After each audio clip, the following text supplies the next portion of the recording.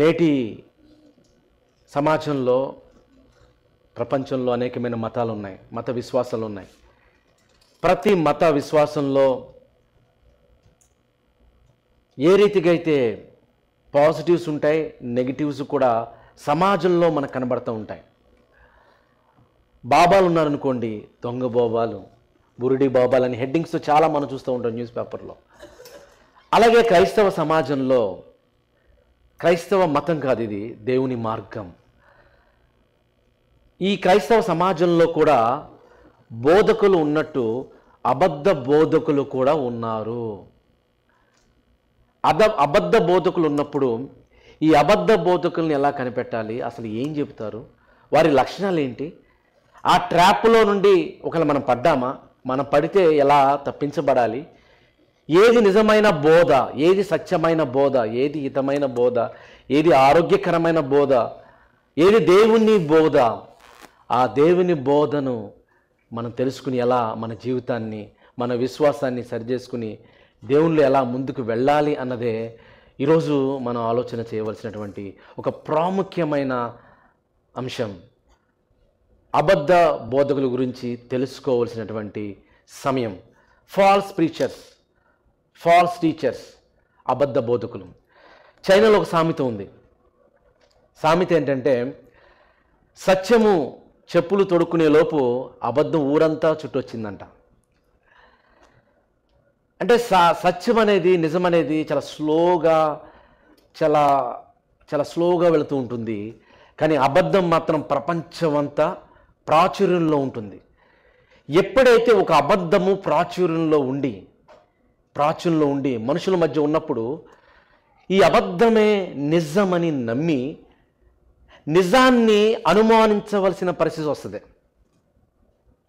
నిజాన్ని అనుమానించవలసిన పరిస్థితి వస్తే, అలాంటి పరిస్థితులను మధ్యలోనే నేటి క్రైస్తవ సమాజం ఉన్నది అంటే నిజంగా చాలా ఆలోచించవలసిన అవసరం మనకుంది. అబద్ధ బోధకులు, ఇంతకీ అబద్ధ బోధకులు ఎవరు, వాళ్ళు ఎలా ఉంటారు, వారిని ఎలా గుర్తించాలి, ఏమైనా ఉదాహరణలు ఉన్నాయా బైబిల్లో? అయితే నిజమైన బోధకులు ఎవరు, ఎలా మనం ఆ బోధను అనుసరించాలి, మన విశ్వాసాన్ని సరిచేసుకోవాలి, ఎలా దేవుని కోసం ఉన్నతంగా బ్రతకాలి. మనం అందరం కూడా మనం చేసే ప్రార్థనలు, మనం చేసే ఆరాధన, దేవునిలో ఎదగాలనే ఆసక్తి, ఇవన్నీ ఎందుకున్నాయండి? ఫైనల్గా మన అల్టిమేట్ గోల్ ఏంటి? దేవునిలో ఎదగాలి, నిత్య జీవానికి వారసులు కావాలి, ఆ పరలోక రాజ్యానికి, పరలోకానికి మనం వెళ్ళాలి. ఇది మన గోలు. మరి ఆ గోలు ప్రయాణంలో వెళ్తున్నప్పుడు మరి మధ్య మార్గంలో ఆ గోలు కాకుండా వేరే గోల్లోనికి మనం వెళ్ళిపోయాం అనుకోండి, ఎంత బాధకరం, ఎంత విచారకరం. అది మనకు తెలియకుండానే వెళ్ళిపోయి చివరికి ఇది తప్పు అని తెలిసే లోప మొత్తం అంతా అయిపోతుంది. మనం ఈ లోకంలో చాలా జాగ్రత్తగా ఉంటాం కదా. ఒక ప్రయాణం ఒక ఊరికి వెళ్ళాలనుకోండి, ఒక ప్రాంతానికి వెళ్ళాలనుకోండి, బస్సు ఎక్కినప్పుడు ఏ బస్సు అయితేనే ఏముందండి, నేను అనుకున్న దానికి వెళ్ళిపోతున్నాను, మనం ఎక్కువ కూర్చున్నాం అనుకోండి, వెళ్ళిపోతామా? వెళ్ళం కదా. అక్కడ బోర్డులు తీసుకోవాలి, ఏ బస్సు అది హైదరాబాద్ వెళ్తుందా, విజయవాడ వెళ్తుందా. ఇక్కడ కూడా ట్రైన్స్ ఉన్నాయి, అలాగే బస్సులు ఉన్నాయి, కార్ రూట్ ఉంది. కాబట్టి మనం వెళ్ళే రూట్ని కానివ్వండి, మన స్టేషన్స్ కానివ్వండి, ఇవన్నీ ఎలాగైతే మనం చెక్ చేసుకుంటామో, మనం జాగ్రత్తగా ఉంటామో, దేవుని విషయంలో కూడా జాగ్రత్త ఉండాలి. ఈ జాగ్రత్త అనేది నేను చెప్పడం లేదు, కానీ బైబిల్లో ఎప్పుడో ఈ జాగ్రత్తల గురించి ఎన్నో వచనాలు ఉన్నాయండి, చాలా వచనాలు ఉన్నాయి. వాటిని పెద్దగా మనం ఆలోచన చేయం, పెద్దగా వాటిని లైట్గా తీసుకుంటాం. కానీ ఈరోజు లైట్గా కాకుండా కొంచెం సీరియస్గా తీసుకుందాం, కొంచెం ఆలోచన చేద్దాం.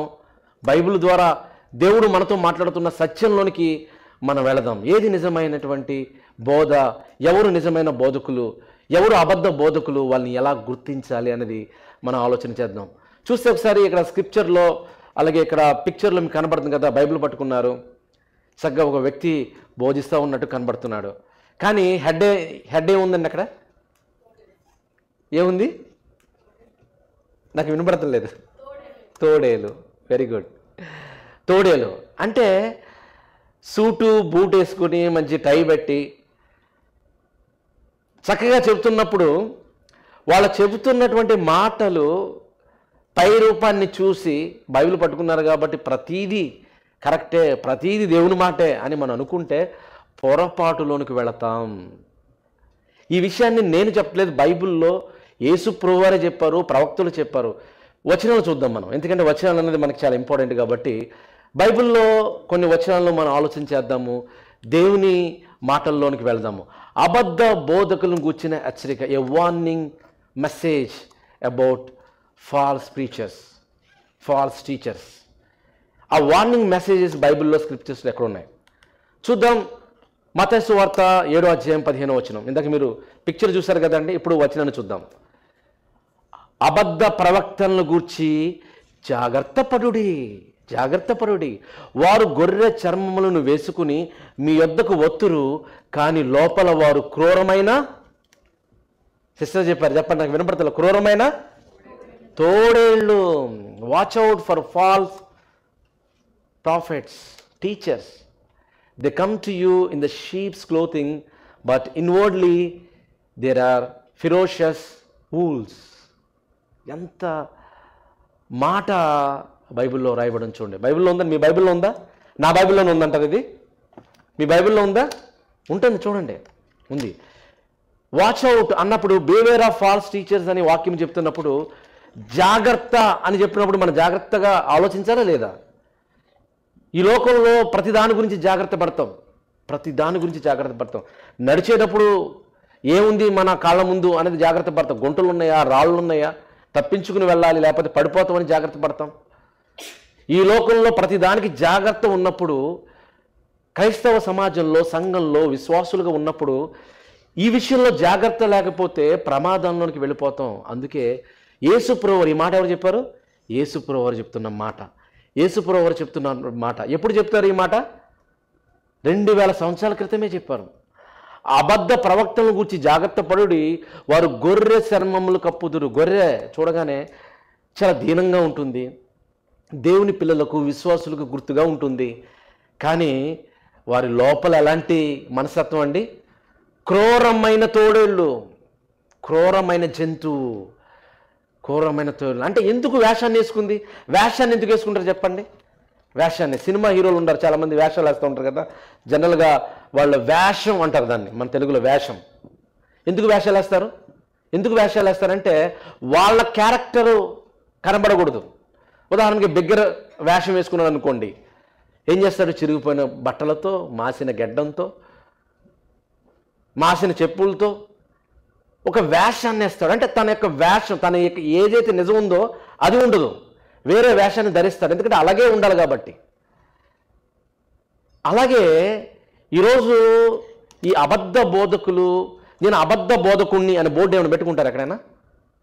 ఎక్కడైనా బోర్డు ఉంటుందండి, నేను అబద్ధ బోధకుణ్ణి అని ఏమైనా ఉంటుందా? పోనీ అబద్ధ బోధకులకి ఏమన్నా 2 కొమ్ములు పైన ఒక విచిత్రమైన ఆకారంతో ఉంటారా? ఉండరు. వాళ్ళు చాలా ఎలా ఉంటారంటే, ఇక చెప్పాలంటే వాళ్ళు నిజమైన బోధకుల కంటే చాలా ఉన్నతమైన బోధకులుగా ఉంటారు. ఎందుకంటే మోసపోవాలంటే అలాగే చేయాలి కదా. మోసం చేసేవాడు చూడండి, చాలామంది ఇండియాలో లేకపోతే ఆయా ప్రాంతాల్లో నేను చూస్తూ ఉంటాను.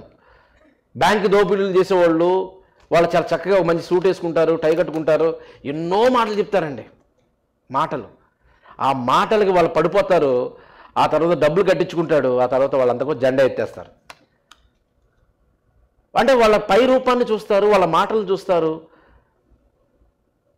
ఆ వలలో పడి వాళ్ళ ధనాన్ని, వాళ్ళ సమయాన్ని, వాళ్ళ కష్టాన్ని, చివరికి వారి జీవితాన్ని ఎలాగైతే లోక సంబంధంగా మోసపోతారో, ఈరోజు ఆధ్యాత్మిక జీవితంలో సరైన మార్గంలో లేకపోతే మనకు తెలియకుండానే ప్రమాదంలోనికి వెళ్ళిపోతాం.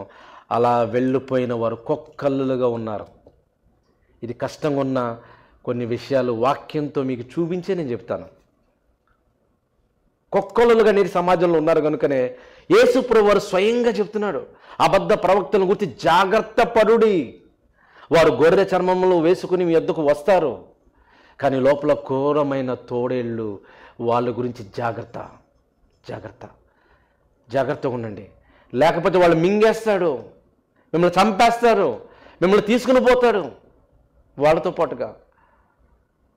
ఈరోజు మనం చేసే భక్తి, మన విశ్వాసము, ఇవన్నీ కూడా దేవునిలో ఉండవలసిన వారగా ఉండవలసింది మనము దేవునికి దూరంగా అవుతున్నామంటే నిజంగా చాలా బాధాకరంగా ఉంటుంది. కానీ ఆలోచన చేయాలి ప్రియులారా, ఆలోచన చేయాలి. కొన్ని వచనాలు మళ్ళీ చూద్దాం బైబిల్లో. మొదటి హెచ్చరిక యేసుప్రభువు చెప్పినటువంటి మాట, ఆ తర్వాత యోహాను గారు చెప్తున్నాడు. యోహాను గారు చెప్తున్నటువంటి మాట మొదటి యోహాను 4వ అధ్యాయము 1వ వచనం. ప్రియులారా, డియర్ ఫ్రెండ్స్, అనేకులైన అబద్ధ ప్రవక్తలు లోకములోనికి బయలుదేరియున్నారు. ఒకరా ఇద్దరండి? ఒకరా ఇద్దరు? అనేకులు అంటే ఎంతమంది? చాలామంది. అనేకులు అబద్ధ ప్రవక్తలు, అబద్ధ బోధకులు లోకములోనికి బయలుదేరి ఉన్నారు అని చెప్తూ, కనుక ప్రతి ఆత్మను నమ్మనుందా? నమ్మక ఆయా ఆత్మలు దేవుని సంబంధమైనవో కావో పరీక్షించుడి అని ఉంది. ఎంత అద్భుతంగా ఉందండి బైబిల్లో. ఆయా ఆత్మలు ఎవరి సంబంధమైనవి? దేవుని సంబంధమైనవో కావో పరీక్షించుడి, ఎగ్జామైన్ చేయండి అని ఉంది. ఎలా పరీక్షిస్తాం? మనకు అనారోగ్యం ఉందనుకోండి, బాగాలేదు, డాక్టర్ దగ్గరికి వెళ్ళంగానే వాళ్ళు బ్లడ్ శాంపుల్ తీసుకుని పరీక్షలు చేస్తారు. ఈ లోకంలో మన దేహంలో ఏ అవయవం బాగాలేకపోయినా, ఏ జ్వరం వచ్చినా, ఏ నొప్పి వచ్చినా దానికి సంబంధించిన పరీక్షలు ఉన్నాయి. ఆఖరికి పాలల్లో నీళ్లు ఎంత శాతం ఉందో కూడా దానికి కూడా పరీక్షలు ఉన్నాయి. ఈ లోకంలో ఎన్నో పరీక్షలు ఉన్నాయి. పరీక్షలు చేసుకుని నిర్ధారణ చేస్తున్నాం ఏది నిజమైంది, ఏది నిజమైంది కాదు, ఎంత కల్తీ ఉంది. నిజంగా రోగం వచ్చినప్పుడు పరీక్షలు చేసినప్పుడు, ఇదిగో ఈ బ్లడ్ శాంపుల్ ఇవి ఉన్నాయి, నీకు థైరాయిడ్ ఇష్యూ ఉంది, లేకపోతే డి వైటమిన్ ఇష్యూ ఉంది, మీరు ఈ ట్యాబ్లెట్ లెవెల్ ఆ ట్యాబ్లెట్ లేని డాక్టర్లు పరీక్షలు చేసిన తర్వాత నిర్ధారించి మందిస్తారు. ఎందుకని? మన ఆరోగ్యంగా ఉండాలని. అక్కడ మొదట పరీక్షలు జరగాలి, లేకపోతే ఏంటో తెలియదు. మరి ఇప్పుడు ఎలా పరీక్షిస్తామండి? ఇక్కడ ఆయా ఆత్మలు దేవుని సంబంధమేవో కావో పరీక్షించుడి అనే పదము ప్రయోగించబడింది. ఎలా పరీక్షిస్తాం? మన దగ్గర ఉన్న పరికరాలు, మన పరికరాలతో పరీక్షించామనుకోండి, ఎలా పరీక్షిస్తాం తెలుసా? అబద్ధాన్ని నిజంగా, నిజాన్ని అబద్ధంగా పరీక్షిస్తాం. యేసుప్రభు వారు ఈ లోకానికి వచ్చినప్పుడు 2000 సంవత్సరాల క్రితం ఏమన్నా తెలుసా? ఆయన దెయ్యాలు వెళ్ళగొడుతుంటే, ఇదిగో బయలుజీవుల వలన ఈయన దెయ్యాలకు అధిపతి, అందుకు ఈయన దెయ్యాలు వెళ్ళగొడుతున్నాడు, ఈయన ఒక అబద్ధికుడు, తింటున్నాడు, తాగుతున్నారని వాళ్ళకి ఇష్టం వచ్చినట్టు వాళ్ళ మైండ్లో ఉన్న ఆలోచన ప్రకారం వాళ్ళు వెళ్ళిపోయారు. ఎక్కడో తూర్పు దేశ జ్ఞానులు యూదులకు రాజును పుట్టిన వాడు ఎక్కడ ఉన్నాడు అని ఒక రాజు దగ్గరికి వెళ్ళి అడిగినప్పుడు, అక్కడే యూదులు ఉన్నారు, అక్కడే ఇజ్రాయిల్ ఉన్నారు. వాళ్ళకి అర్థం కాలేదు. ఎక్కడో ఉన్న వ్యక్తి జ్ఞానులు వచ్చి చెప్తే కానీ అప్పుడు ఎదుగుతున్నారు గ్రంథాలు ఎక్కడున్నాయి అని. కనుక పరికరం ఏంటనుకున్నారు? పరికరము మీ చేతుల్లో ఉన్న జీవ గ్రంథము. ఇదే స్కానింగ్ మిషన్. ఈ స్కానింగ్ మిషన్లోనికి మీరు పెట్టారనుకోండి, ఏ బోధైనా ఎవరినైనా పెడితే రిపోర్ట్ వచ్చేస్తుంది. ఆ రిపోర్టు ప్రకారం మనకు అర్థమవుతుంది అది ఎంతవరకు వాస్తవము, ఎంతవరకు అవాస్తవం అనేది. కాబట్టి మీ ఆలోచన ప్రకారము కాక దేవుని ఆలోచన ప్రకారము పరీక్షించాలి. మీ ఆలోచన ప్రకారం కాదు. అందుకే బైబిల్లో ఒక మాట ఉంది, ప్రతివాడు తన దృష్టికి యథార్థమైన మార్గము కలదు, తుదుకు అది ఎక్కడ తీసుకెళ్తుందంట? మరణమునకు దారిదీను. అదేంటి? మనకి యథార్థమైనది మనకి యథార్థంగానే ఉండాలి కదా. అంటే మనకు యథార్థంగా ఉన్నప్పటికీ అది మరణానికి తీసుకువెళ్తుందంటే మన ఆలోచనలు, మన థాట్స్ను కూడా కరెక్ట్గా ఉన్నాయో లేదో చెక్ చేసుకోవాల్సిన అవసరత ఉన్నది. అందుకే బైబిలు దేవుని వాక్యం సెలవిస్తూ ఉన్నది, ఆయా ఆత్మలు దేవుని సంబంధమైనవో కావో పరీక్షించుడి అని చెప్తున్నప్పుడు పరీక్షించాలి. ఎందుకంటే అనేకమైన అబద్ధ ప్రవక్తలు, బోధకులు నేటి సమాజంలో ఉన్నారు. చిన్నప్పుడు కొన్ని పెన్స్ ఉన్నాయి, రేనాల్డ్స్ పెన్స్, మీకు తెలిసే ఉంటారు. రేనాల్డ్స్ పెన్స్ ఉంటాయి చూడండి. ఆ పెన్స్ చూసినప్పుడు ఏదైతే ఒరిజినల్ ఉందో దానికి డూప్లికేట్ కూడా చాలా వచ్చేసాయి. ఒక 99 డూప్లికేట్స్ ఉన్నాయి అనుకోండి, దాంట్లో ఒరిజినల్ పెడితే అసలు కనిపెట్టడం ఎంత కష్టంగా ఉంటుందండి కదా. ఇప్పుడు చూస్తే ఎన్నో ప్రోడక్ట్స్ ఉన్నాయి. ప్రతి ఒరిజినల్ ప్రోడక్ట్కి, అది ఐఫోనే కావచ్చు, ఏదైనా కావచ్చు, ఎగ్జాక్ట్గా సేమ్ రిప్లికేషన్తో వాళ్ళ ప్రోడక్ట్లు తయారు చేస్తున్నారు. ఏది ఒరిజినల్లో ఏది డూప్లికేటో తెలియదు. ఇంకా చెప్పాలంటే కొన్ని సందర్భాల్లో అసలు ఆ డూప్లికేటే ఒరిజినల్గా మనకు కనబడుతూ ఉంటుంది. ఇలాంటి స్థితిలో ఉన్నప్పుడు ప్రియులారా, మన విశ్వాసాన్ని, మన భక్తిని, మన ఆలోచనలు దేవుని వైపు ఉండాలి, దేవునిలో ఉండాలి. ఎందుకంటే ఈరోజు క్రైస్తవ సమాజంలో ఎన్ని విశ్వాసాలు ఉన్నాయి తెలుసా? ఎన్ని శాఖలు ఉన్నాయండి? ఎన్ని శాఖలు ఉన్నాయి తెలుసా? 38,000 ఉన్నాయి. 38,000 శాఖలు ఉంటే ఎవరైనా మా శాఖ మంచిది కాదు అనుకుంటారా? అనుకోరు. మాదే కరెక్టు, మేమే పరలోకం వెళ్తాం అనుకుంటారు. ఎందుకని? వాళ్ళు చిన్ననాటి నుండి ఆ రకమైనటువంటి బోధలోనే పెరుగుతూ ఉంటారు కాబట్టి అది వాళ్ళకి అదే కరెక్ట్ అనిపిస్తూ ఉంటుంది. ఒకవేళ పొరపాటున వాళ్ళు చిన్నప్పటి నుండి పెరిగిన విధానం కంటే వేరే విధంగా ఎవరైనా చెప్పారనుకోండి, ఇది తప్పు బ్రదర్ అంటారు. ఎందుకని? వాళ్ళు చిన్నప్పటి నుండి అది పెరిగారు. అది బైబిల్లో ఉన్నా వాళ్ళు అడాప్ట్ చేసుకోలేని పరిస్థితి వస్తుంది. ఎందుకంటే ఇది పర్సనల్గా నేను ఎన్నోసార్లు అది ఎక్స్పీరియన్స్ అయ్యాను. ఈరోజు చెప్పే ప్రతి స్టోరీ కూడా అది జస్ట్ స్టోరీ కాదండి, రియల్ ఎగ్జాంపుల్స్.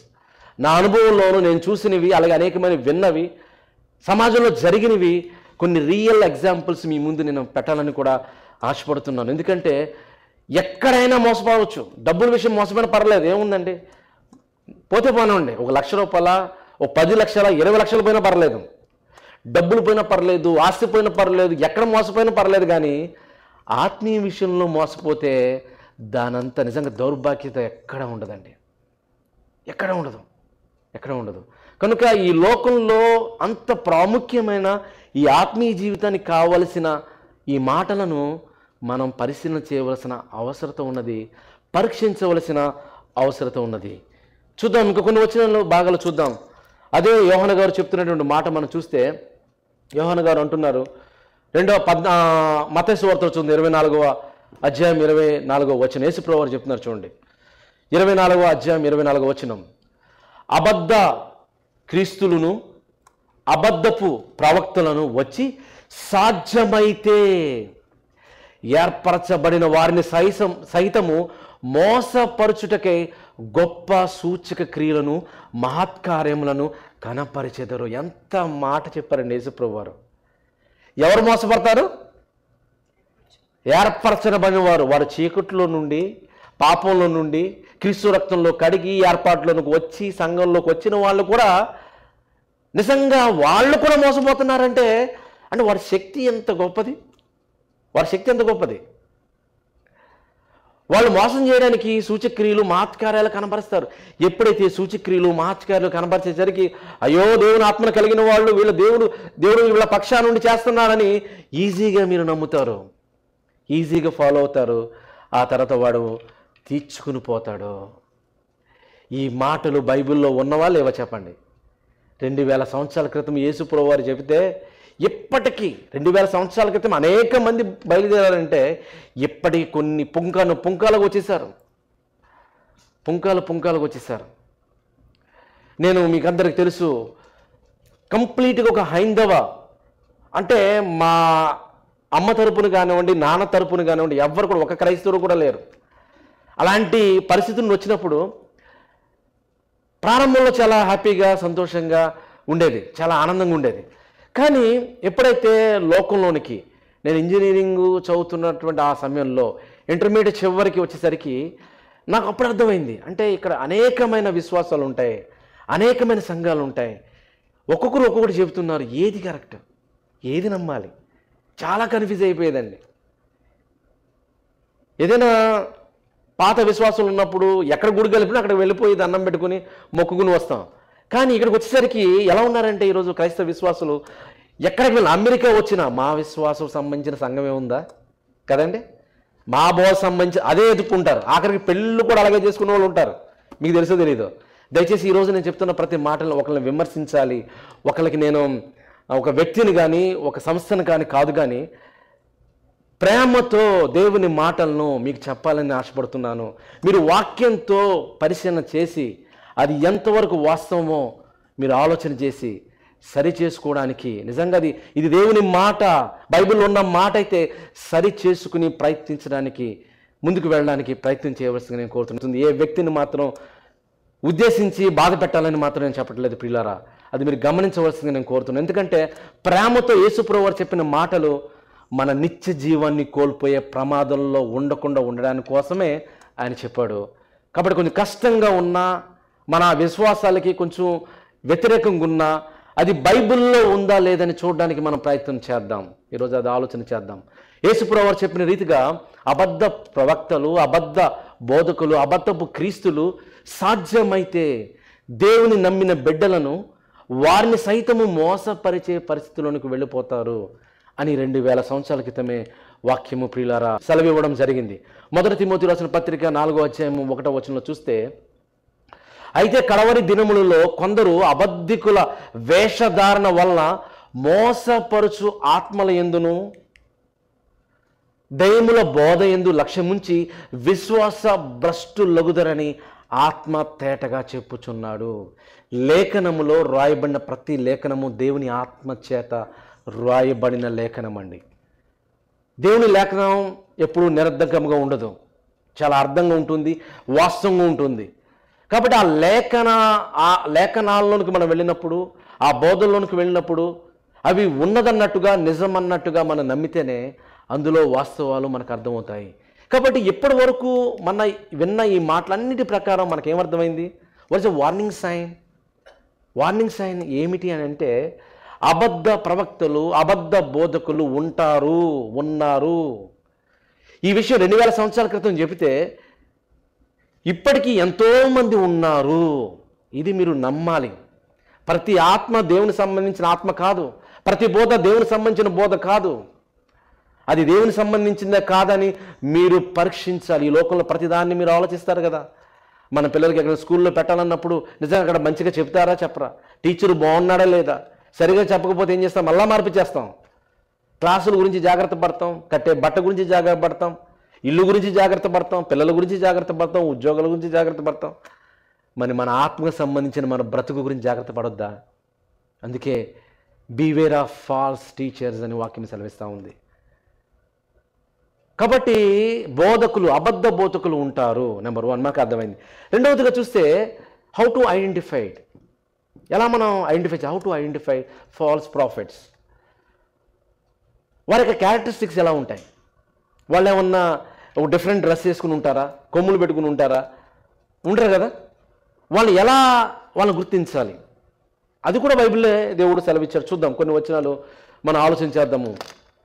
2వ పేతురు గ్రంథము 2వ అధ్యాయం 1 నుండి మనం ఆలోచించేద్దాము.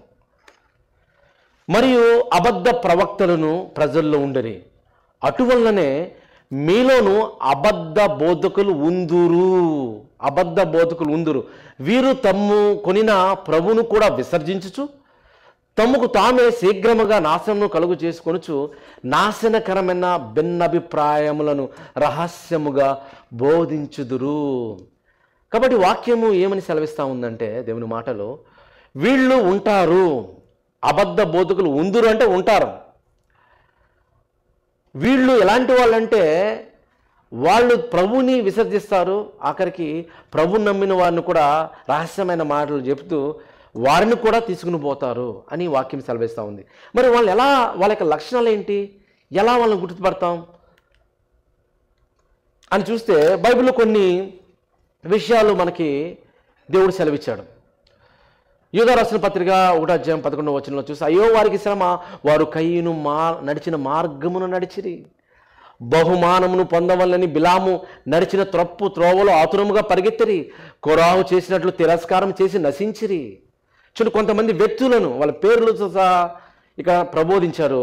ఆ ఎసెన్స్ అనేది మనం ఆలోచన చేస్తే, ఒక ప్రతి స్టోరీలో దేవునికి వ్యతిరేకంగా బ్రతికినటువంటి జీవితాలు వాళ్ళందరూ. ఉదాహరణకు బిలాము చూడండి.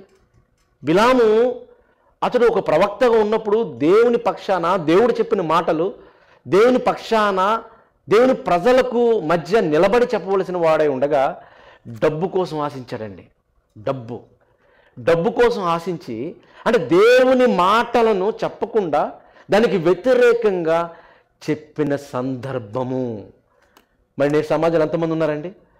డబ్బు కోసం ఎంతమంది దేవుని సేవకు వస్తున్నారు? పేరు కోసం ఎంతమంది వస్తున్నారు? నిజంగా డబ్బే సంపాదించాలనుకుంటే ఇందులోకి రావాల్సిన అవసరం లేదు. బయట ఎన్ని వ్యాపారాలు పెట్టుకుంటే చాలా బాగా సంపాదించుకోవచ్చు. డబ్బు కోసమే, బ్రతకడం కోసం బైబిల్ పెట్టుకోవాల్సిన అవసరం లేదండి. మన బైబిల్ పట్టుకున్నామంటే అనేకులను బ్రతికించాలి, అనేకమైన జీవితాలను కట్టాలి, దేవుళ్ళు నిలబెట్టాలి, సత్యంలో నిలబెట్టాలి. కానీ బ్రతుకు తెరువు కోసం కట్టకూడదు. కొంతమంది తల్లులు అంటూ ఉంటారు ప్రార్థన చేయమని, అయ్యా పెద్దలు బాగా చదువుతున్నాడు, వాడిని ఇంజనీర్ చేయాలనుకుంటున్నావు, డాక్టర్ చేయాలనుకుంటున్నావు అని చెప్తూ ఉంటారు. మరి చిన్నోడి పరిస్థితి ఏంటమ్మా అని అడిగితే, వీడు సరిగా చదవట్లేదండి, వీడు గాలోడుగా తిరుగుతున్నాడు కాబట్టి సేవకి ఇచ్చేద్దామని. అంటే పనికి రానిగా ఉంటే ఎవరికి ఇస్తారంట? సేవకి. మరి పనికొచ్చేవాడిని డబ్బులు సంపాదించడానికి ఒక ఇంజనీరో, ఒక డాక్టరో, లేకపోతే ఏదో ఒక వ్యాపారం చేయడానికో పంపిస్తున్నారు. అంటే ఏమీ చదువు లేకుండా, ఏ జ్ఞానం లేకుండా లోకంలో గాలికి తిరిగితే సేవకి ఇచ్చేస్తారంట. ఏం తెలివండి తల్లికి. నిజంగా సేవకు వస్తే ఏం చేస్తారు చెప్పండి? అతను ఏం చేస్తారు చెప్పండి? నిజంగా ఆ భక్తి ఉంటుందా? ఆ భయం ఉంటుందా? దేవుని కోసం నిలబడతాడా? అబద్ధాలు చెబుతూ, మోసం చేస్తూ తన కోసం బ్రతుకుతా. అలాంటి వ్యక్తులు నేటి సమాజంలో కుక్కల్లో ఉన్నారు. డబ్బు కోసమే పీడించుకుని ఉన్నారు. ఒకసారి ఒక పాస్టర్ గారు ఒక విశ్వాస దగ్గరికి వెళ్ళి ప్రార్థన చేశారు. ప్రార్థన చేసిన తర్వాత ఆయన ప్రవచించారు. ఏంటో తెలుసా? అమ్మా, దేవుడు రాత్రి నాతో కల్లో కనపడ్డాడు, మీరు నాకు ఫ్రిడ్జ్ ఇస్తున్నారంట ఇంటికి అని చెప్పారమ్మా. అన్నప్పుడు పాప మా తల్లి మరి కష్టపడి అప్పు చేసేనానికి ఫ్రిడ్జ్ కొని పెట్టించిందండి. ఇది కథ కాదు, నేను నిజంగా ఈరోజు నేను చెప్పే ప్రతి రియల్ స్టోరీ కళ్ళ ముందు జరిగిన స్టోరీ చెప్తాను. కళ్ళ ముందు జరిగిన స్టోరీ. నిజంగా దేవుడు అలా చెప్తాడా? ఎవరైనా దేవుడు అలా చెప్తాడా? ఫ్రిడ్జ్ అంటే దేవునికి ఏదో డబ్బులు కావాలి, మన అక్కర కావాలి అన్నట్టుగా దేవుడు ఉంటాడా చెప్పండి? ఉండడు కదండి. అమెరికా ప్రెసిడెంట్ ఉన్నారనుకోండి, మంచి సూట్ వేసుకుని, ప్రెసిడెంట్ కాకపోతే పెద్ద ఒక డెలిగేట్ ఉన్నారనుకోండి, టీవీలో కనబడుతూ స్క్రీన్ మీద మన ఇండియన్ టీవీ ఛానల్స్ అందరికీ మాకు డబ్బులు కావాలి, ఇక్కడ చాలా ఇబ్బందిగా ఉంది అని అడిగితే ఎలా ఉంటుందండి? చాలా చీప్గా ఉంటుంది కదా. ఏంటి అమెరికా అంటే అగ్రరాజ్యం, అందరూ అక్కడికి వెళ్ళి డబ్బులు సంపాదించాలనుకుంటారు, ఇదేంటి మమ్మల్ని అడుగుతున్నారు అనుకుంటారు కదా. అలాగే దేవుడు, అసలు ఈ లోకాన్ని కలుగు చేసిన దేవుడు, ఉన్నతమైన దేవుడు, ఆయనకి ఇది లేదు అనేది లేదు. నీ డబ్బు లేదు ఆయన కావాలి అని నువ్వు అనుకుంటే అది పొరపాటు. నీ డబ్బుని ఆయనకి ఎందుకు చెప్పు? అలానే నేను దేవునికి ఇవ్వద్దు అని అంటలేదండి, మీరు వేరే విధంగా అర్థం చేసుకోవద్దు. నిజంగా దేవుడు ఇవ్వడంలో కూడా మన భక్తి, మన ప్రేమ ఉంటుంది. నీతిగా, నిజాయితీగా దేవుని కోసం పనిచేసే వారికి, కష్టపడే వాళ్ళకి వాళ్ళని సపోర్ట్ చేయాలి, ప్రేమించాలి, వాళ్ళకి ఇవ్వాలి, వాళ్ళని ఆదరించాలి. అనేక ఆత్మల కోసం నిజంగా మనం కూడా నడుపు బిగించాలి, కాదు అంటలేదు. కానీ ఈరోజు డబ్బే పనిగా, పేరే పనిగా ఈరోజు ఎన్ని టీవీ ఛానల్లో ఎంతమంది ప్రకటనలు చేస్తూ ఉంటారు, ఎంతమంది చెప్తూ ఉంటారు. ప్రియులారా, దేవుడు కనబడ్డాను, దేవుడు నాతో మాట్లాడాడు, నేను ముఖాముఖంగా దేవునితో మాట్లాడుతున్నాను అనగానే ఎంతమంది నమ్ముతారు చెప్పండి? కొంతమంది ఉన్నారండి భక్తులు, వాళ్ళకి దేవుడు ఎప్పుడూ కనబడుతూ ఉంటాడు. వాళ్ళు అంటూ ఉంటారు, నేను రాత్రి దేవునితో మాట్లాడాను, దేవుడు మీతో మాట్లాడమన్నాడని చెప్పానంటారు. నేను ముఖాముఖిగా దేవుని చూశానంటారు. కానీ బైబిల్ ఏం సెలవిస్తుందో తెలుసా? ఏ నరుడును ఎప్పుడును దేవుని చూచి ఉండలేదు. ఇది బైబిల్లో ఉందా లేదా? ఈ వచనాలన్నీ నేను చూపించట్లేదు, అన్ని బైబిల్లో ఉన్నవే. ఒకవేళ చూస్తే ఏముందో తెలుసా? చూస్తే ఏ నరుడు బ్రతకడు అని ఉంది. అంటే దేవుణ్ణి చూస్తే బ్రతకడు అంటే చచ్చిపోతాడు. మరి బ్రతకుండా నేను దేవుణ్ణి చూశానని చెప్తే అర్థమవుతుంది నేను చెప్పేది? దేవుణ్ణి చూశాను అని ఎవరైనా చెబితే చూసిన వాడు చనిపోతాడు. ఒక సూర్యుడిని మనం చూడలేం కదండి. సూర్యుడిని మీ రెండు కళ్ళతో చూస్తే భస్మైపోతూ ఉంటుంది. కోటి సూర్య తేజస్సు కంటే వెలుగుమయమైన ఆ దేవుణ్ణి ఈ రెండు కళ్ళతో చూడలేం. మోషే చూడలేదు. నీ మహిమ నాకు కనపరచు అంటే ఏదో కొంచెం ఆయన మహిమ ఆయన చూశారు, కానీ దేవుణ్ణి చూడలేదు. అందుకే పేతులు గ్రంథంలో అలాగే పేతులు గ్రంథంలో, అలాగే తిమోతి గ్రంథంలో, తిమోతి 6వ అధ్యాయంలో మనకు కనబడుతూ ఉంది, ఏ నరుడును కూడా దేవుణ్ణి చూచి ఉండలేదు. ఒకళ్ళు చూస్తే ఏ నరుడు బ్రతకడు అని బైబిల్లో ఉంటే, నేను చూశాను అని చెప్తున్నాడంటే అర్థం ఏంటి? నిజమైన బోధ, అబద్ధ బోధ? అబద్ధ ప్రవక్త, అబద్ధ బోధకుడు. ఈ రీతిగా అనేక మంది నేటి సమాజంలో బయలుదేరారండి. నేను దేవుణ్ణి చూశాను అన్నాడంటే అబద్ధ ప్రవక్త కింద మీరు ట్యాగ్ లైన్ ఇచ్చేసుకోండి. ఎందుకని? బైబిల్లో ఒకలాగా బయట ఇంకొకలాగా దేవుడు ఎప్పుడు చెప్పడం. చెప్తారా చెప్పండి? బైబిల్లో ఒకలాగా బయట ఇంకొకలాగా చెప్పడం. బైబిల్లో ఉన్నది ఎప్పుడు సత్యం, 100% ట్రూత్. దానికి వ్యతిరేకంగా బయట ఎంతమంది చెప్పినా అది ఫాల్స్ అనుకోవాలి, అది అసత్యం అనుకోవాలి. ఇలా టాలీ చేసుకోవాలి, ఇలా పరీక్షించాలి. నేను దేవుని చూశాను, నేను మాట్లాడాను కాబట్టి అది నిజమని మీరు నమ్మితే మన అబద్ధంలోనికి వెళ్ళే ప్రమాదం ఉంది ప్రియులారా.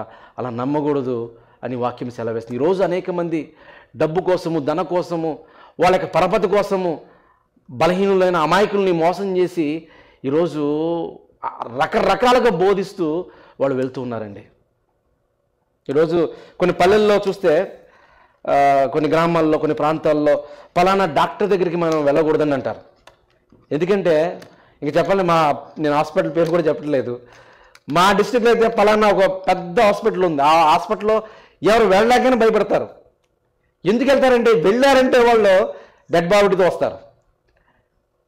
దానికి బ్లాక్ లిస్ట్లో కూడా వెళ్ళిపోయింది. ఎవరైనా వెళ్తారో తెలిసి చెప్పండి?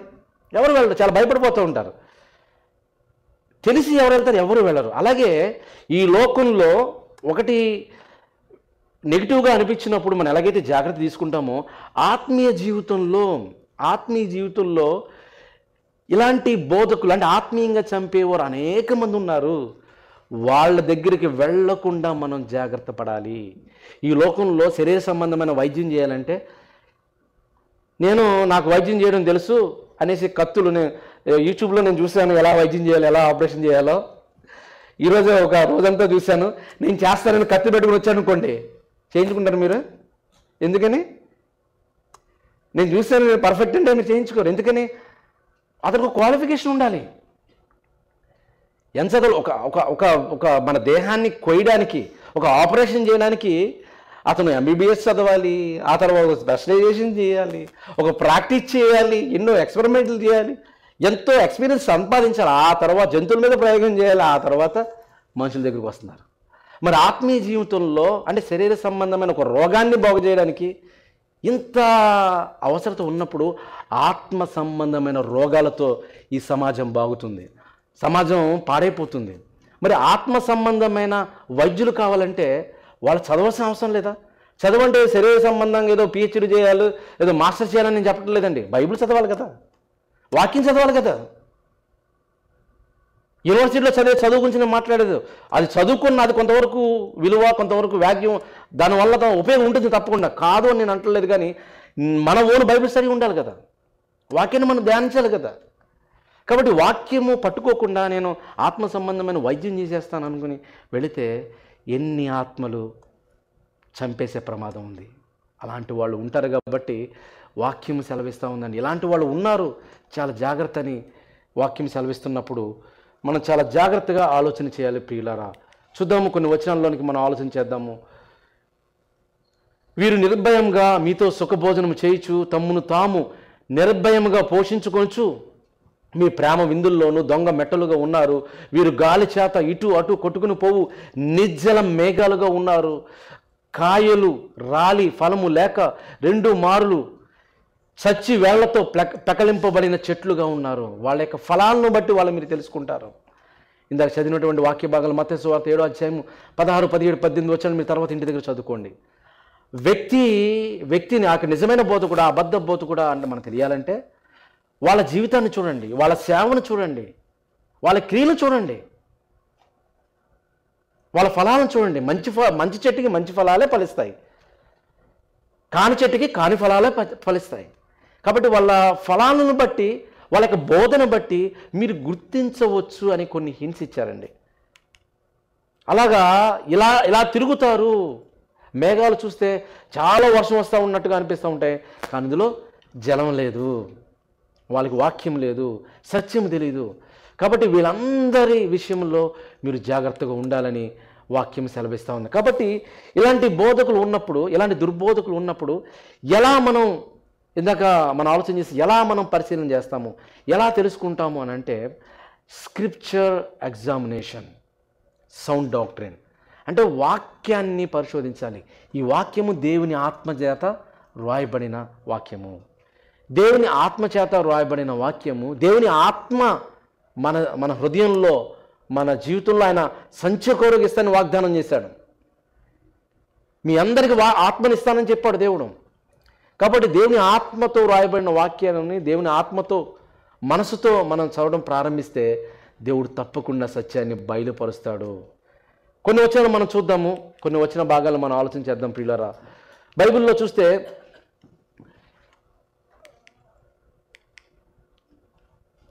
అపొస్తలుల కార్యం గ్రంథము 17వ అధ్యాయము 11వ వచనం, 17వ అధ్యాయం 11వ వచనం చూస్తే అక్కడ పౌలు గారు వాక్యం బోధిస్తూ ఉన్నారు. నిజంగా ప్రపంచంలో పౌలు కంటే గొప్ప ఇంటర్నేషనల్ స్పీకర్ ఎవరైనా ఉన్నారండి? ఉన్నారు ఎవరైనా? పౌలు ఇంక చెప్పాలంటే ఆయనకి అల్టిమేట్. శిష్యుల కంటే కూడా, యేసు ప్రభు వారి శిష్యుల కంటే ఉన్నతమైనటువంటి పరిచర్య చేసిన వారు ఏమనంటే పౌలు గారు. అలాంటి పౌలు గారు వాక్యం చెప్తే చూడండి వాళ్ళు ఏం చేశారు. వీరు తెసలోనికలో ఉన్నవారి కంటే, అపొస్తలుల కార్యం గ్రంథం 17వ అధ్యాయం 11వ వచనం, వీరు తెసలోనికలో ఉన్నవారి కంటే గనులై ఉండిరి గనుక ఆసక్తితో వాక్యము అంగీకరించి పౌలు శీలను చెప్పిన సంగతులు అలాగూ ఉన్నవో లేవో అని ప్రతి దినమును లేఖనములను పరిశోధించుచూ వచ్చిరి. అంటే పౌలు వాక్యం చెప్తే వాళ్ళు ఎక్కడ చూసుకుంటున్నారు? ఎక్కడ చూసుకుంటున్నారు? పరీక్షించాలి. ఎక్కడ పరీక్షించాలి చెప్పండి? చిన్నప్పుడు మనం విన్నది పరీక్షించాలా? మీరు విన్నది అసలు బైబిల్లో ఉన్నదా అని నేను ప్రశ్నిస్తున్నాను. మీరు విన్నది బైబిల్లో ఉన్నదా? ఆ బైబిల్లో ఉన్న ప్రకారం ఉంటే మనం వెళ్ళాలి. బైబిల్లో ఉన్న ప్రకారం లేకపోతే అది అబద్ధమైన, అసత్యమైన సరి చేసుకుని ముందుకు వెళ్ళాలి. వీళ్ళు చేస్తున్నవారు జ్ఞానులు.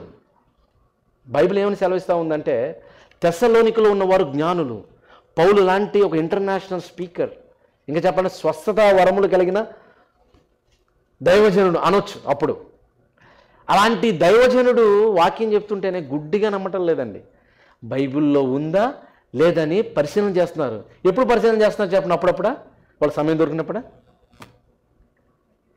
ప్రతి దినమును పౌలును శీలయు చెప్పిన సంగతులు అలాగ ఉన్నవో లేవో అని లేఖనములు, దేవుని ఆత్మచేత లిఖించబడిన వాక్యాన్ని పరిశీలన చేస్తుంటే ఈరోజు చెప్పబడిన ప్రతి మాటను, ప్రతి కథను ఇది దేవుని మాటే అని మనం గుడ్డిగా నమ్మితే మనం మోసపోమా ప్రియులరా? మోసపోతాం. అలా మోసపోతూనే ఉన్నారు. కాబట్టి మీరు ఎలా పరీక్షించాలంటే వాక్యంతో పరీక్షించాలి. ఆయా ఆత్మలు దేవుని సంబంధమైన కావో తెలియాలంటే ఎలా పరీక్షించాలంటే వాళ్ళు చేస్తున్న సేవ, వారి మాటలు, వాళ్ళ జీవితాన్ని పరీక్షించండి, వాక్యాన్ని పరీక్షించండి. ఈ రీతిగా మీరు పరీక్షించాలి తప్ప వాళ్ళ వేషాన్ని చూసి, మాయలు చూసి, వారి క్రియలను చూసి మీరు నమ్మారో మీరు మోసపోతారు. మోసం చేసేవారు అనేక మంది ఈ భూమి మీదకి వచ్చేసారు.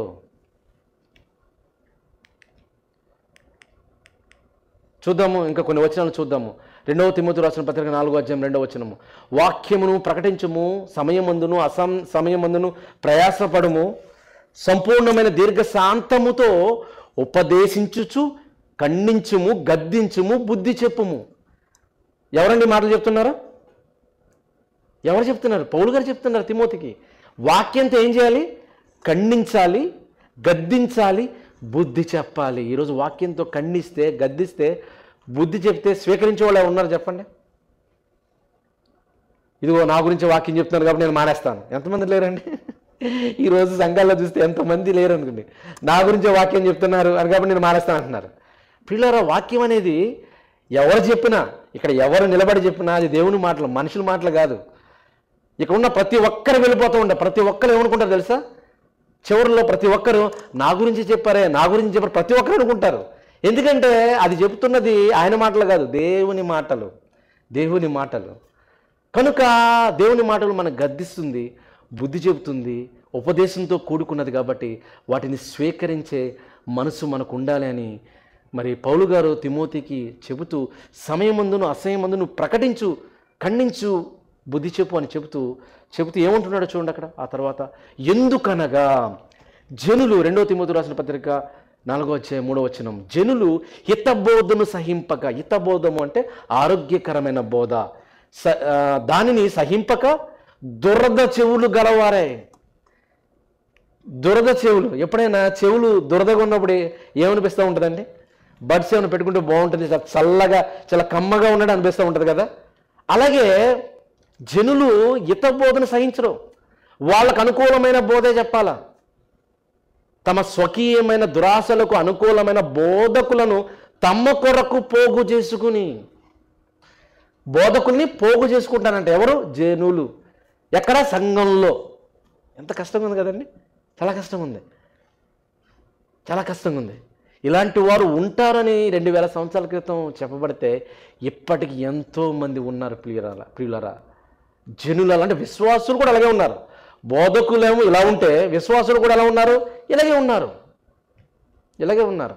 ఇప్పుడు మనకి ఆపరేషన్ చేయడానికి హాస్పిటల్కి వెళ్ళామనుకోండి, బాగాలేదన్నప్పుడు ఇంజక్షన్ అంటారు ముందు. అమ్మో నొప్పిగా ఉంటుంది అనేసి ఇంజక్షన్ తీసుకోకపోతే ఎలా చెప్పండి? గుచ్చినప్పుడు నొప్పిగానే ఉంటుంది.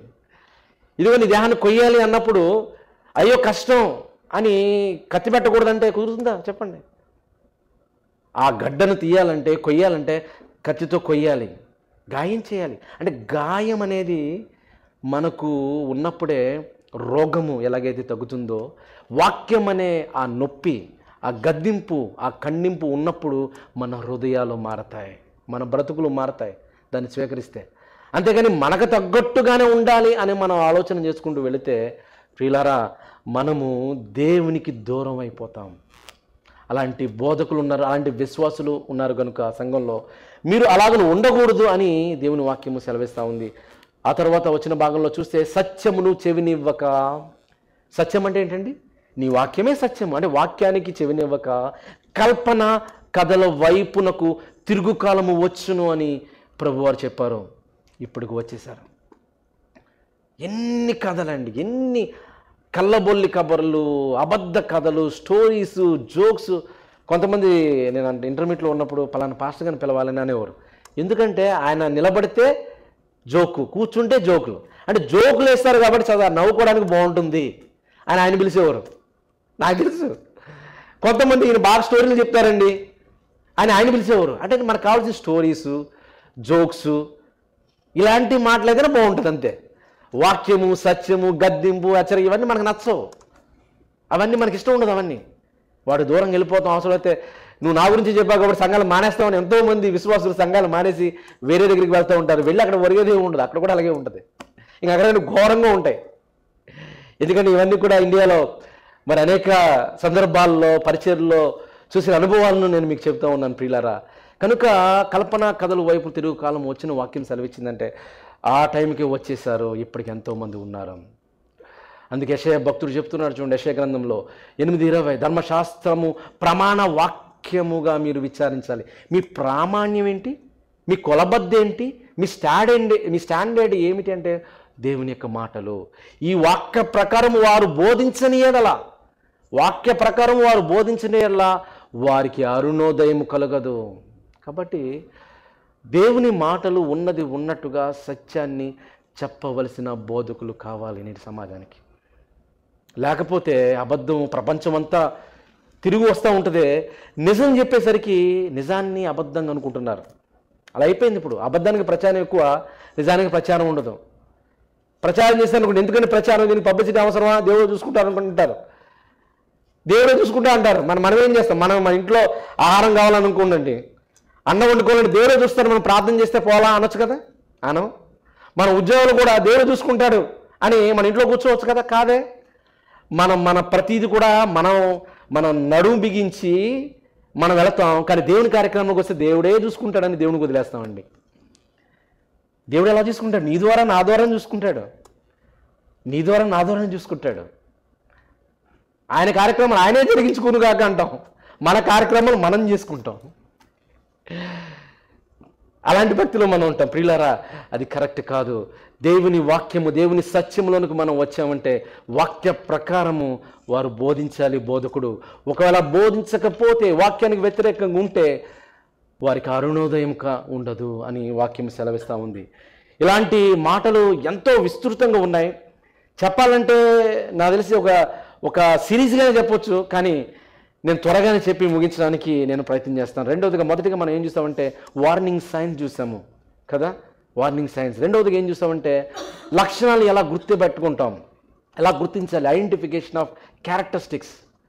ఫాల్స్ ప్రీచర్స్ గురించి ఎలా మనం ఐడెంటిఫై చేయాలనేది మనం గుర్తించాం. రెండోది దానికి ఉన్న స్టాండర్డ్ ఏంటి, ఎలా ఐడెంటిఫై చేయాలి. స్టాండర్డ్ ఏంటంటే స్క్రిప్చర్స్, దేవుని ఆత్మతో రాయబడిన జీవవాక్యమే స్టాండర్డు.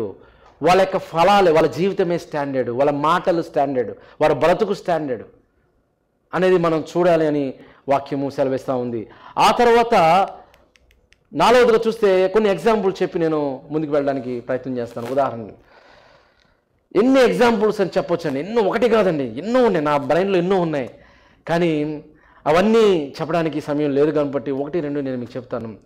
నిజంగా ఒక విశ్వాసి తల్లి తన బిడ్డ అనారోగ్యంగా ఉన్నప్పుడు బోధకుడు చెప్పాడంట, ఏమనంటే నువ్వు హాస్పిటల్ కూడా తీసుకువెళ్ళవలసిన అవసరం లేదు, నువ్వు ఇంటి దగ్గర ఉండి ప్రార్థన చేస్తే చాలు, దేవుడు బాగు చేస్తాడు.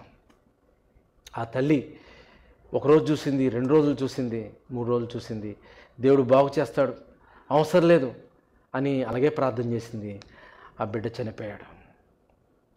ఊరిలో వాళ్ళు వచ్చి బాగా తిట్టారు, ఏంటి నీ భక్తి అని. ప్రియులారా, బైబిల్ ఎప్పుడైనా అలా సెలవిచ్చిందండి? మందులు వాడకూడదని ఎక్కడ చెప్పిందా? యేసుప్రభువు అంటారు రోగము కలగానికే వైద్యుడు. ఉందా బైబిల్లో? రోగులకే వైద్యుని యేసుప్రభువు చెప్తే అసలు ఆ వైద్యుని దగ్గరికే వెళ్ళకూడదు, మందులు మనం వేసుకోవటం అంటే విశ్వాసం లేదు అని అంటున్నామంటే అసలు విశ్వాసానికి దీనికి సంబంధమే లేదు. అసలు విశ్వాసం డెఫినేషనే వేరు. కానీ ఈరోజు అలాంటి బోధలు కూడా నేను సమాజంలో ఉండి నిజంగా అన్ని జనుల మధ్య ఎలా ఎంత బాధాకరంగా ఉంటుందండి. వాళ్ళందరూ ఇదే వీళ్ళ మతం, ఇదే వీళ్ళ బోధ.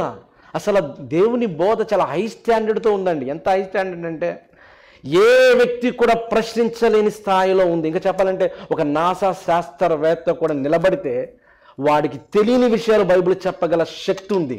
కానీ దాన్ని చెప్పలేక, అర్థం చేసుకోలేక, జ్ఞానం లేక అజ్ఞానంగా ఉంటూ ఇంకా లో స్టాండర్డ్లోనే మన బైబిల్ చూస్తూ మన విశ్వాసంలో ఉంటూ మనం నమ్మకంలో బ్రతుకుతున్న వాళ్ళు అనేక మంది ఉన్నారండి. ఇలాంటి విశ్వాసాలు అనేకమైన ఉన్నాయి. ఈరోజు కొంతమంది దేవుని ఆత్మను పొందుకున్నామని నిజంగా కొన్ని సంఘాల్లో చూస్తే వాళ్ళు అసలు ఎగురుతారు, గంతులేస్తారు. దాని అర్థం ఏంటంటే దేవుని ఆత్మను మేము పొందుకున్నాం అంటారు. వాళ్ళు పిచ్చిగా మాట్లాడుతూ ఉంటారు. నిజంగా ప్రారంభంలో వాళ్ళు మాట్లాడిన మాటలకు ఒక భాష అంటే అర్థం ఏంటి తెలుసా? ఒక అన్య భాష అంటే తమిళం మనకు అన్య భాష, ఒక మన చైనీస్ మనకు అన్య భాష. అంటే ఆ భాషకు ఒక అర్థం ఉంది. ప్రపంచంలో ఉన్న భాషను వారు మాట్లాడారు, లేని భాషను ఎక్కడ మాట్లాడలేదండి వాళ్ళు. ఇది తెలుసు కదండి. అపొస్తలుల గ్రంథం 7వ అధ్యాయం 2వ అధ్యాయంలో చూస్తే ఉన్నదే మాట్లాడారు. వీళ్ళు మాట్లాడుతున్నారు, ఏదో మాట్లాడుతున్నారు. అది అన్యజనుల మధ్య మాట్లాడినప్పుడు ఎలా ఉంటుంది చెప్పండి? ఏంటి వీళ్ళు మాట్లాడుతున్నారు, ఏంటి అర్థం ఉందని వాళ్ళు నిజంగా అవిశ్వాసంలోకి సన్నగిలుతారు కదా. అందుకే పౌలు గారు అంటే మీరు జాగ్రత్త, దేవుని ఆత్మ పేరట భ్రష్టాత్మ సంభవించి మీరు ఇష్టానుసారంగా చేస్తూ ఉన్నారు, మీకు అర్థం కావట్లేదు అని ఆత్మ గురించి, ఆత్మ వరాల గురించి స్పష్టంగా అపొస్తలుల కార్యములో చెప్పబడింది. అది అర్థం కాకపోతే పరిశుద్ధాత్మ ముసుగులో భ్రష్టాత్మ సంభవించి ఈరోజు అబద్ధములోనికి వెళ్ళిపోతున్నారు. పిల్లరా, ఆ ఆత్మను గుర్తించాలంటే మీకు కావలసింది దైవ ఆత్మతో దేవుని మాటలు అర్థం కావాలి. అది అర్థం కాలేదో ప్రతీది కూడా నిజమే అనుకుని మనం వెళ్ళిపోతూ ఉంటాం. ప్రియులారా, ఇలాంటి ఎగ్జాంపుల్స్ నేను ఎన్నో చెప్పగలను. కొంతమంది దైవజనులు, ఒక దైవజనుడు అయితే ఒక కుటుంబం దగ్గరికి వెళ్ళాడు. నూతనంగా వాళ్ళకు పెళ్ళైంది. కొన్ని సంవత్సరాలు తర్వాత ఆ యొక్క దైవజనుతో మంచి అనుబంధం ఉంది. వాళ్ళు బాగా ప్రార్థన చేస్తూ ఉంటారు ఆయన కోసం, ఆ దంపతుల కోసం. ఒకరోజు వెళ్ళి వాళ్ళు చెప్తూ ఉన్నారు, దేవుడు మాతో మాట్లాడాడు, మాకు కనపడ్డాడు, మీ అప్పులన్నీ కూడా తీర్చేస్తాడు. నెంబర్ 1. నెంబర్ 2, మీకు మగబిడ్డ పుడతాడు, ప్రవచనం. నెంబర్ 2, ఆ తర్వాత ఆ మగబిడ్డ ఉన్నతంగా దేవుని కోసం వాడబడతాడు అని చెప్పినప్పుడు నిజంగా వాళ్ళు నమ్మాలా నమ్మకూడదా అనేసి ఆలోచన చేశారు. ఎందుకంటే అతను ఏ అప్పులు చేయలేదు కాబట్టి నేను అప్పులన్నీ తీరుతాయి అని అంటున్నాడు. ఏంటి ఇది విచిత్రంగా ఉంది అనుకున్నారు. కొంతకాలం తర్వాత చూస్తే వాళ్ళకి మగబిడ్డ కాదు, ఆడబిడ్డ పుట్టింది. ఆపోజిట్. చూడండి, మరి నిజంగా దేవుడే చెబితే, దేవుడే అలా చెప్పి ఇలా చేయమని చెప్పినప్పుడు వాళ్ళు చెప్పిన ప్రకారం కాకుండా ఆపోజిట్ జరిగిందంటే అర్థం ఏంటి? అది అబద్ధం. ఇవే చూస్తున్నాం, అది అబద్ధం. నిజంగా ఆ తర్వాత ఆ దైవజనుడు మరి చెప్పిన మాటలను వాళ్ళు నమ్మకుండా వాళ్ళు బయటికి వెళ్ళినట్టుగా మనకి కనబడుతుంది ప్రియులారా. వాళ్ళు బయటికి వెళ్ళినట్టు కనబడుతుంది. ఇలాగ చెప్పుకుంటూ పోతే ఎన్నో ఎగ్జాంపుల్ అండి, ఎన్నో ఎగ్జాంపుల్. ముక్కు పచ్చలారని కుటుంబాల్లో, జీవితాల్లో, విశ్వాసుల్లో అబద్ధ బోధకులు ఎంటర్ అయ్యి కుటుంబాలు పాడు చేశారు, విశ్వాసాలను పాడు చేశారు. ఆఖరికి దేవుని నుండి దూరపరిచిన సంఘటనలు అనేకమైన ఉన్నవి. మనం అలా ఉండకుండా ఉండాలంటే మనం దేవుని ఆత్మతో నింపబడాలి. దైవజనులు నిజంగా మనం గుర్తించగలగాలి. కనుక తర్వాత చివరిగా చూస్తే వీళ్ళు ఎలా ఉన్నారు అని చూస్తే బైబిల్ చెప్తుంది కదా, 2 కొరింథీయులకు రాసిన పత్రిక 11:13 అట్టి వారు క్రీస్తు యొక్క అపోస్తుల వేషం ధరించుకునే వారై ఉండి దొంగ అపోస్తులను మోసగాండ్లకు పనివారనే ఉన్నారు. దొంగ అపోస్తులు మోసగాండ్లైన పరువానే ఉన్నారు. కనుక మీరు చాలా జాగ్రత్తగా ఉండండి. ఇది ఆశ్చర్యము కాదు, సాతాను తానే వెలుగు దూత వేషము ధరించుకొని ఉన్నాడు. ఎంత అద్భుతంగా ఉన్నాయండి. దేవుడు కనబడ్డాడని మీరు నిజంగా చూశాను అంటారు, నిజంగా చూస్తారు మీరు. దేవుడు నిజంగా కనబడ్డాడు, ఎందుకంటే చూస్తే మనం చనిపోతాం. కానీ మీరు కనబడాలని కోరుకున్నారు కాబట్టి కనబడతాడు. ఎవరు? అపవాది కనబడతాడు, సాతాను కనబడతాడు, వెలుగుదూత వేషాన్ని ధరించుకుంటాడు. మీరు దేవుణ్ణి చూసామనుకుంటారు, మోసపోతారు. కాబట్టి అపవాది ఏం చేసింటే తెలివిగా అబద్ధకులు ఉన్నారా, దొంగ బతుకులు, అపోస్తులు ఉన్నారా, దొంగ అపోస్తులు. ఈ రీతిగా అనేక మందిని పుంకాలుగా సంఘాలలోకి తీసుకుని వెళ్ళిపోయారు. ప్రతి ఒక్కరు కూడా మాది కరెక్ట్ అనుకున్నారు. కానీ అసలు ఒకే వాక్యము, ఒకే జ్ఞానము, ఒకే దేవుడు కలిగినటువంటి జీవ గ్రంథాన్ని కలిగిన క్రైస్తవులు ఎందుకు ఒకటిగా లేరు? నేను ఎప్పుడైనా ప్రశ్నించుకుంటారా? నేను ఎప్పటికో అదే అందరిని అడుగుతూ ఉంటాను. యేసుప్రభువు వారు చేసిన ప్రార్థన ఇప్పటికి కూడా నెరవేరలేదు. యేసుప్రభువు వారు చేసిన ప్రార్థన ఏంటో తెలుసా? ప్రార్థన యోహాను సువార్తలో 17 ఉంటుంది. ప్రభువా, నా యందు నీవు, నీ యందు నేను ఎలా ఏకమై ఉన్నామో, సోదరులందరూ, వాక్యాన్ని కలిగిన సోదరులందరూ నీ యందు ఐక్యంగా ఏకంగా ఉండాలంటే ఐక్యమత్యమే లేదండి క్రైస్తవ సమాజంలో. మీ బోధ వేరు, మా బోధ వేరు, మీ విశ్వాసం వేరు, మా విశ్వాసం వేరు. చూసారా అపవాది ఎంత సైలెంట్గా విడగొట్టేసింది క్రైస్తవ సమాజాన్ని. మాదే కరెక్ట్ అనుకుని అపవాది తంత్రంలోనికి వెళ్ళిపోయిన వారు కుక్కలుగా అనేకమైన సామాజిక బోధలు నేడు సమాజంలో. నా మినిస్ట్రీస్ కానీ ఆ వ్యక్తుల పేర్లు కానీ నేను చెప్పట్లేదు, మీరు ఆలోచన చేసుకోండి, మీరు పరిశీలన చేయమని నేను కోరుతున్నాను ప్రియులారా. చివరిగా నేను ముగిస్తాను. ఇది ఆశ్చర్యం కాదని వాక్యం సెలవిస్తూ ఉంది. కాబట్టి ఇలాంటి వారిని మనం గమనించాలి, వారి నుండి మనం వెళ్ళిపోవాలని వాక్యం సెలవిస్తూ ఉంది. ఇర్మియా గ్రంథం 14:14 చూస్తే యెహోవా నాతో ఇట్లానే, యెహోవా చెప్తున్నటువంటి మాటలు, నా నామను బట్టి అబద్ధములు ప్రకటించుచున్నారు, నేను వారిని పంపలేదు, వారికి ఆజ్ఞ ఇయ్యలేదు, వారితో మాట్లాడలేదు, వారు అసత్య దర్శనములను, శకునములను, మాయా మంత్రములను, తమ హృదయంలో పుట్టిన వంచనను ప్రకటన చేయుచున్నారు. అంటే వాళ్ళ హృదయంలో, వాళ్ళ ఆలోచనలో వచ్చినదే, ఇది దేవుడు చెప్పాడు, ఇది దేవుడు చూపించాడు, దేవుడు మాతో మాట్లాడానని అసత్య దర్శనాలు చూపించి మీతో మాట్లాడతారు. బైబిల్లో ఉందా లేదా చెప్పండి? నేను వాళ్ళ పంపించలేదని దేవుడు చెప్తుంటే మీరెందుకు నమ్ముతారా? మీరెందుకు నమ్ముతారు? అలా నమ్మి మీరు మోసపోకూడదు అని వాక్యం సెలవిస్తుంది ప్రియులారా. చివరిగా కఠినమైన తీర్పు, అందుకే వాక్యం సెలవిస్తూ ఉంది. బుక్ ఆఫ్ జేమ్స్ 3:1 సహోదరులారా, బోధకులమైన మనము మరీ కఠినమైన తీర్పు పొందుదామని తెలుసుకుని మీరు అనేకులు బోధకులు అవమానం ఉందండి కావద్దు. మీరు డాక్టర్ అవ్వడం చాలా ఈజీ, అది ఈ లోకంలో మనకు కష్టం. డాక్టర్ అవ్వడం చాలా ఈజీ, 7 సంవత్సరాలు 8 సంవత్సరాలు 10 సంవత్సరాలు అయితే ఈజీగా అయిపోవచ్చు స్పెషలైజ్డ్. కానీ బోధ అనేది ఒక ఆత్మను సంపాదించాలన్నప్పుడు అది మనం చాలా జాగ్రత్తగా మనం వాళ్ళని ప్రభువులోనికి తీసుకొచ్చి బలపడకపోతే కష్టం. కానీ మన సాక్ష్యాన్ని చెప్పొచ్చు, దేవుని మాటలు చెప్పొచ్చు, సువార్తను చెప్పు, దాంట్లో తప్పులేదు. కానీ సిద్ధాంతాల పేరట లేనిది ఉన్నట్టుగా చెబితే గనక మనము అబద్ధాన్ని ప్రకటించే వరకు ఉంటాం. కనుక మీరు చాలా జాగ్రత్తగా ఉండండి. బోధకులు కాకుండి అని వాక్యం సెలవిస్తూ ఉంది. ప్రభువా అని నన్ను పిలిచి ప్రతివాడిని మత్తయి సువార్త 7 కంక్లూజన్ ఇస్తాను. మత్తయి సువార్త 7:11-21 చూస్తే, ప్రభువా అని నన్ను పిలిచి ప్రతి వాడును పరలోక రాజ్యములో ప్రవేశించుడు గాని పరలోకమందున్న నా తండ్రి చిత్తము చొప్పున, ఎవరండి? నా తండ్రి చిత్తము చొప్పున ప్రవర్తించువాడే, చిత్త ప్రకారం చెయ్యువాడే ప్రవేశించును. నిజంగా యేసుప్రభువు వచ్చినప్పుడు అనేక మంది వస్తారు, ఆ దినం ముందు అనేక మంది వచ్చి ఏమంటారు తెలుసా? ప్రభువా ప్రభువా, నీ నామమున దయ్యములు వెళ్ళగొట్టలేదా? నీ నామమున ప్రవచింపలేదా? నీ నామమున అద్భుతములు చేయలేదా అని చెప్పుదురు. మరి ఇంతమంది స్వస్థత వరములు కలిగిన భక్తులను, దెయ్యాలు వెళ్ళగొట్టిన భక్తులను, వీళ్ళందరిని చూసి దేవుడు ఏమని చెప్పాలి? శబాష్, నమ్మకమైన నా దాసుడు, నీకే పరలోక రాజ్యం అన్నాడా? నీకే పరలోకం అన్నారా? ఏమన్నారు చూడండి. ఆ మాట చూస్తే మీరు ఆలోచన చేయాలి. మీరు దేవుని యొక్క మనసులోనికి వెళ్ళాలి. అప్పుడు నేను మిమ్మును అంటే యేసుప్రభువు వారు చెప్తారు, అప్పుడు నేను మిమ్మును ఎన్నడూను ఎరుగను, అక్రమము చేయువారులారా నా యొద్ద నుండి పొండని మరి యేసుప్రభువు వారు చెప్తున్నారు. కాబట్టి ఒక్కసారి మనం ఆలోచన చేద్దాం ప్రియులారా. ఇలాంటి వారు మన దగ్గరకు వస్తే అసలు వాళ్ళకి శుభము అని చెప్పొద్దు, వాళ్ళు ఇంట్లో కూడా చేర్చుకునవద్దు అని 2వ యోహాను సువార్తలో 2వ అధ్యాయంలో మనకు కనబడుతుంది. కనుక మనం ఎలా ఉంటున్నాం అనేది ఒక్కసారి ఆలోచన చేద్దాం. ఒకసారి అందరూ కూడా లేచి నిలబడదాం.